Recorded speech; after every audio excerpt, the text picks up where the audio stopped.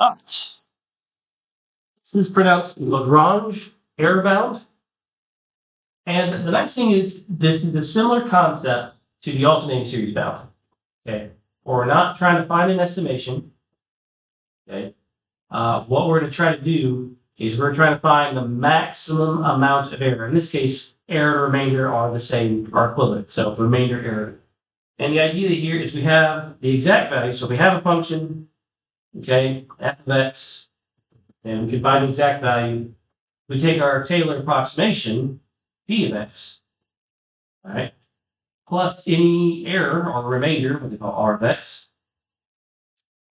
That should be equivalent. Now, which that means is we can rewrite this to say that r of x is equal to f of x minus p of x. Right. So the error, and since error we don't want to deal with positive negative, we want to get the absolute value. As value of r of x is equal to the absolute value of f of x minus p, and we're going to do p of x because we don't know how far we're going to go. Right? Now, here's what we're trying to do. We try and find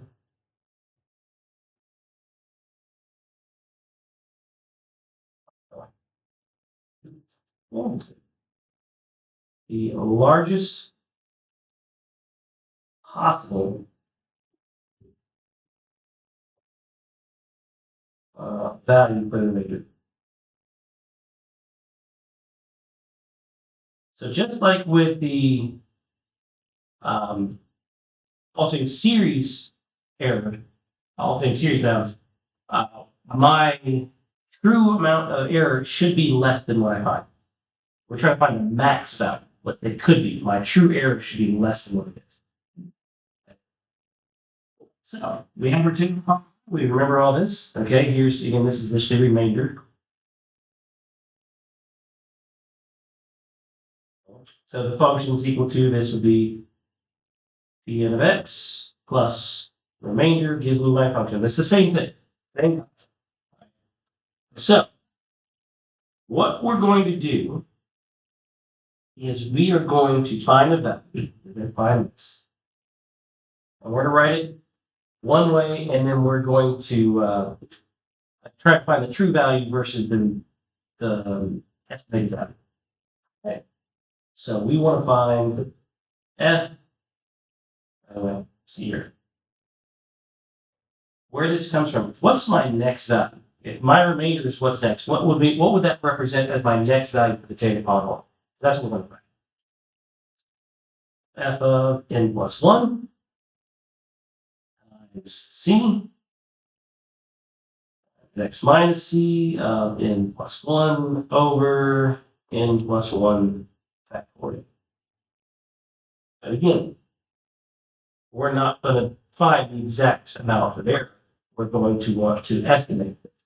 So what we're going to do is we're going to rewrite this a bit, and we're going to write this as max value of f of n plus 1 times z. I'll tell you what z is in a bit. Okay, you'll see it once we get through here.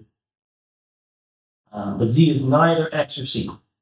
I should say that. In fact, if you look down, let's see right here, where z is some number between c and x. What is c again? The center. Well, we're centering this around. And x is, yeah, x is what I want to plug in the value. So if we're centered around 0, but we want to estimate around 1, we would plug in for 1. So, let's see here.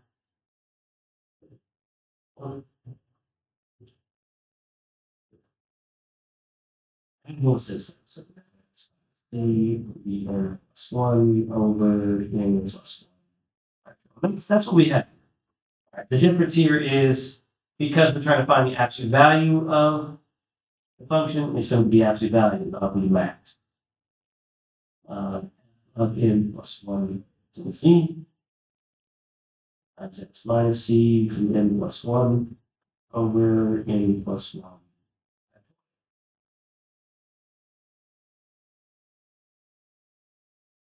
What do you mean the same one? Highest remainder of that? That's value of that. Yeah. In that case, it will differ depending on what we're trying to do because the college board, which does the AP exams, for some functions will give a specific maximum value no matter what you're plugging in. Okay. And what kind of functions do you know alternate frequently? There you go. So what's the max value for sine and cosine? One. Yeah, it goes from 1 to -1. So the absolute value of that would be always 1. So if you ever see my function f of z is cosine or sine, that max value is just 1 automatically. Now, some books will want you to find the true value. When I want to say z is somewhere between these two, x and z, I'm going to pick the max value between x and z, or x and z, and I plug in the max value there. Some books want you to, but because, again, I'm more teaching towards the college board exam, anytime we have sine and cosine, we're just going to say the max value is 1. As simple as possible.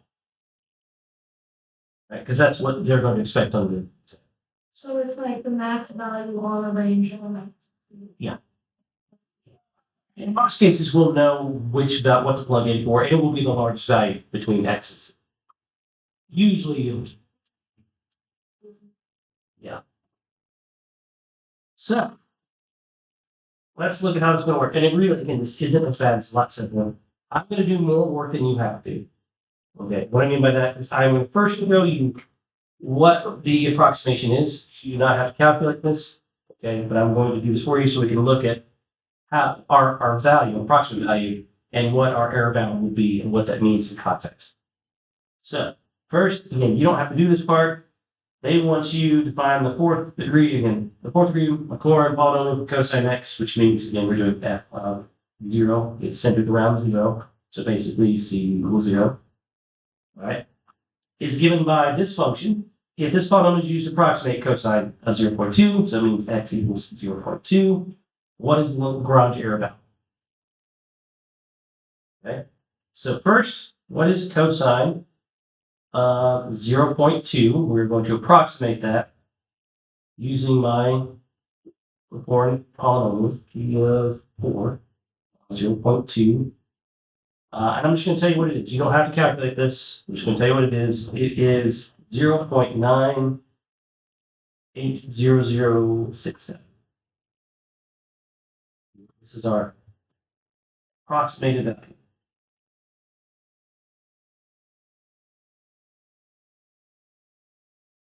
Right. The question, what we're trying to find with the error bound is how far off the true value and the speed. That's what we're trying to answer. Okay.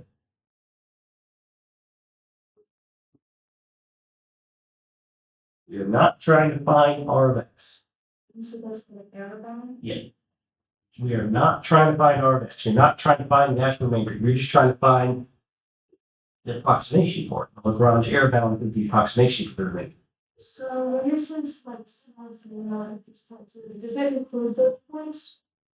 Yeah, the most of them. Okay, we would know in this case the one. Because we're doing cosine, yeah, we can do that. So yeah, so my R4, we're going to use that approximation function. We'll use that absolute value of R4 of, in this case, x is 0.2, right, is less than or equal to the absolute value of my max of sine. No, wait. I need to know the fourth. I need to know that. Let's write this out. Is f of n plus 1, since n is 4. What is n plus 1? 5. 5. So I need the fifth degree, or fifth derivative of the function of z, right, times x minus c to the fifth degree over, what is that? 5 factorial. All right, so let's do this off to the side. We know my function f of x is cosine of x. F prime of x would be what? Sine of x. F double prime will be negative cosine. F triple prime would be sine. F to the fourth would be back to cosine, and then we repeat the whole process over again. F to the fifth will be negative sine. Now, because we're dealing with absolute value, does it matter if it's positive or negative? No, so it's going to become positive no matter what. So this gives me absolute value of the max value or negative sine to the z, right? And times, now x is what? 0.2, c is 0 to the fifth over 5 factorial. Now, in most cases, again, z is between 0 must be less than, z must be less than 0.2. We would find whatever max value I can get on this interval. Okay, well, we've already talked about what do we do for sine and cosine? X. Yeah. So see the max value for any sine x or cosine x is 1. We need 1. But if it had gone from like 0.2 to 0.4, what then it wouldn't have been 1. It still would not. It wouldn't matter. But the max value for sine and cosine would just be 1. It's always. Yeah. The only thing that would change is if you have like a multiplication of the. So, but yeah, it doesn't matter whatever you have in there. If it's inside the function, the max value could still be output, still be 1. Yes. I'm sorry, when you say, well, most cases 0 is less than, what does it say? Z. Z, Less than 0 less than z, less than 0.2, sorry. And max value for any what? For any sine x or cosine x. Trying to write small. Between C and X. Yeah. So z should be somewhere between c and x, and we would pick the max value between them.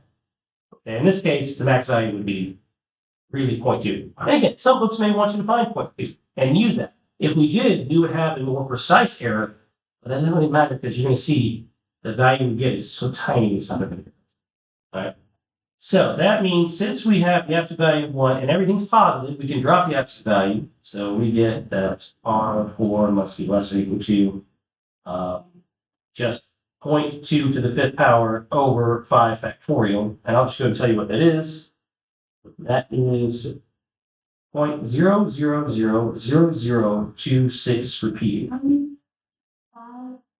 Yeah. Or you can write it as 2.67 times 10 to the negative 6. You want that scientific notation and all that? So we have to go to 6 decimal places. Our error, our max possible error. This number, it can only be off. What is 6 decimal places? What position is that? 10, hundreds, thousand, tens. Yeah, you have to go to the millionths of a decimal place off. That's how close this number is. That kind of makes sense if you look at what. Pretty good estimate. Yeah, pretty good estimate. Now, will they all be great estimates like that? No. One, again, we're centering around 0 of cosine.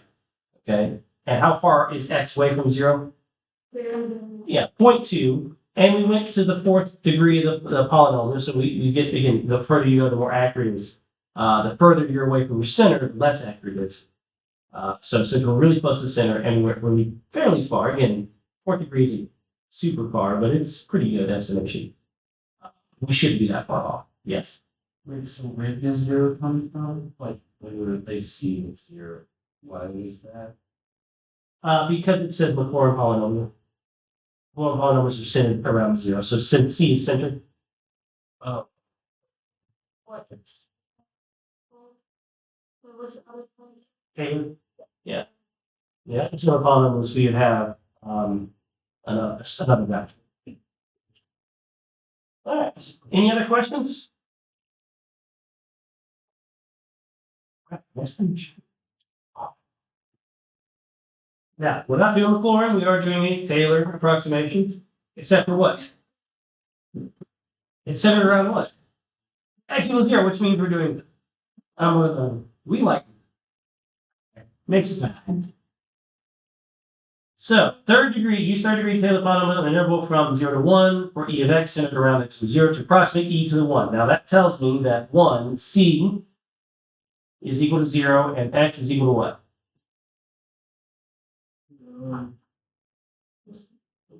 We're doing e of x, and I'm approximating e of 1, x is what? 1. 1. Right? So, now to do the Maclaurin polynomial, right? Again, you don't have to do this part. You don't actually have to find the polynomial. You don't actually have to find the estimated value. I'm going to do that real quick just to show you. In some cases, our value is going to be a great estimate. In some cases, not so much. Now, in the first question, we went from a center of 0 at x equals 2. Here, center of 0, x is 1. We're 5 times away from my center. So my estimation probably won't be that great. We're also going to the third degree of polynomial, not the fourth. So again, it probably will not be as great as an estimate as the previous one was. But anyway, so you don't have to write this part if you want to. But we'll say e to the 1, my actual function I'm estimating, right? Using the Maclaurin polynomial is 1 plus 1 plus 1 squared over 2 plus 1 cubed over 6. That's 1 cubed. Now, again, you don't have to do this part. You would have to do all the derivatives. Just remember, so f of x is x e to the x. F prime of x is what? So everything is e to the x. And what's e to the 0, since we're centered around 0? 1. So all these f zeros become 1. Right? And if my function is 1 minus 0 to n, then that's where I get 1 squared, 1 cubed by 2, my 3 factorial here. And all my x values are 1, so that's why this was a 1. That's a 1. 1 times 1 squared, 1 times 1 cubed. Everything's just a 1. So that's going to give you 2.6 repeating. All right. Now, again, my z must be somewhere between c between z and x. Right. So, what is my max value I have for my function? Okay. 1. Is 1. So my z in this case, I'm going to use 1. That's the value. So that should be e. So r to the 3 of x, remember, is your actual value. Max of f of z, f of n plus 1 to the z. I is this one e No, you're right. is less than 1. Less than or equal to. Good catch. Times x minus c to the n plus 1. I'm just writing the whole function out again so I remember it. 1 factorial. Now, plugging everything in, first of all, what degree am I going to? The fourth. So again, every derivative of e dx is what? So f to the 4 of x is e dx. And since I'm going to use, in this case, z is 1, I'm going to have e to the 1.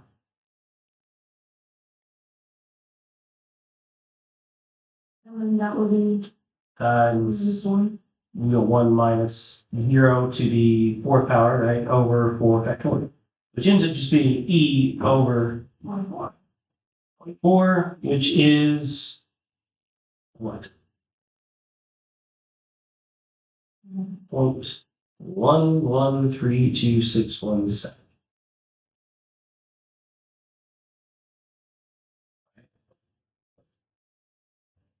No, that's the whole one. So that is how far my, which again, it's not great, okay? But we are estimating further from my center, and we are also not using a very large polynomial. Now, what would happen if the max was like indiscriminate two numbers? Yeah, that's where it gets a little fun. Is that what we were doing? I don't think that's gonna happen.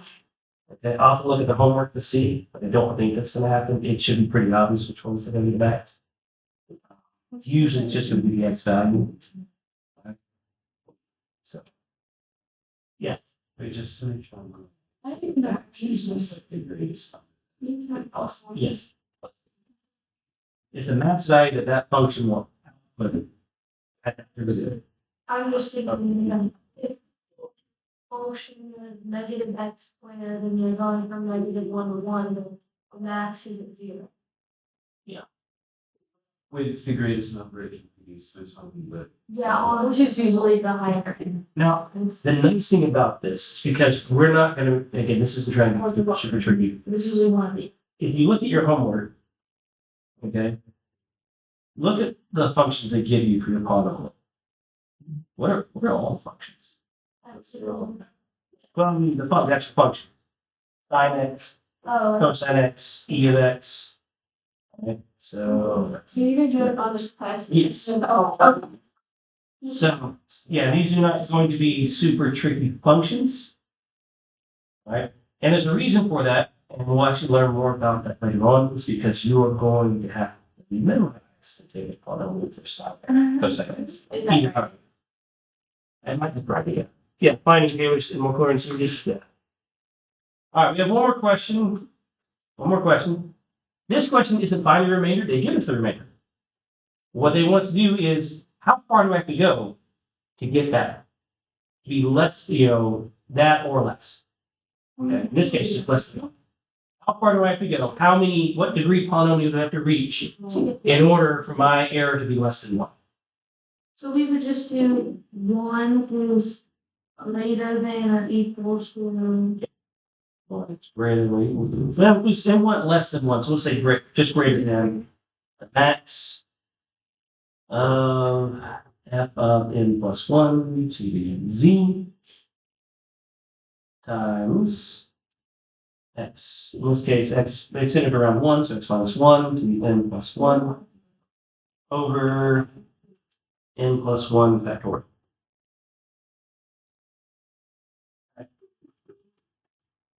Now, So we are solving for n. yep, we're starting to solve for n. Z. Alright. So here's what we're going to do.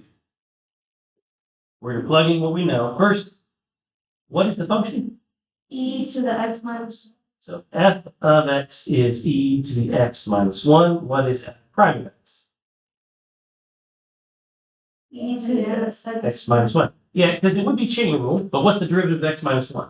1. It's 1. So every derivative would be x minus 1, which means this becomes the max value of, what is that, e to the z.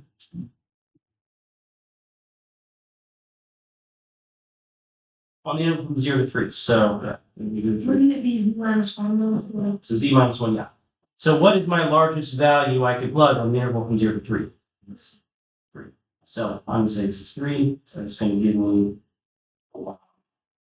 yeah, e squared. And then we use that to leave for the rest of the equation. Yeah. So we say it was, I'll say this here. We use the 3 for everything else. 3 minus 1 to the n plus 1 over n plus 1 factorial. So this gives you 1 must be greater than e squared times 2 to the n plus 1 over n plus 1. What do you think we're going to do? We're gonna do the separate amount. Do something easier. So Plug in back there. Go to your table. See where it gets less than 1. we can just use n as x. Yeah. I'm saying that.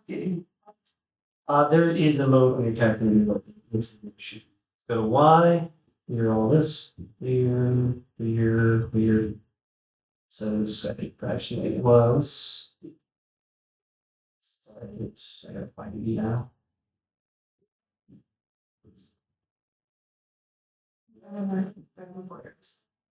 Squared times 2 to the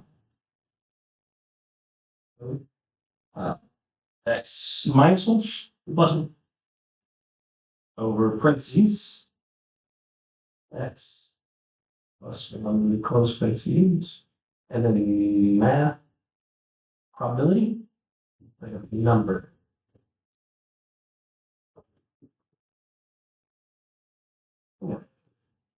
Here, yeah, it's probability 4, which is vector. So we go to second table, and at what x value do I get my y value less than 1? It does. Oh, okay, then it's that, 5. So what this means, so there's with the 5, what this means, and you could write the table out if you really wanted to, but that's 5. So what we need is we will need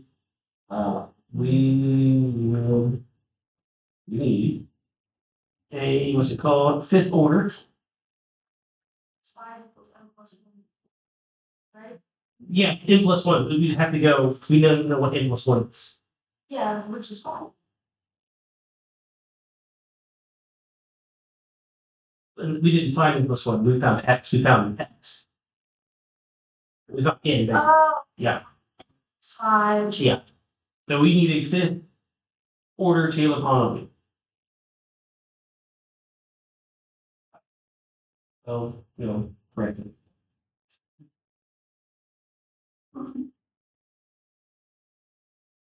For our x to be less than 1.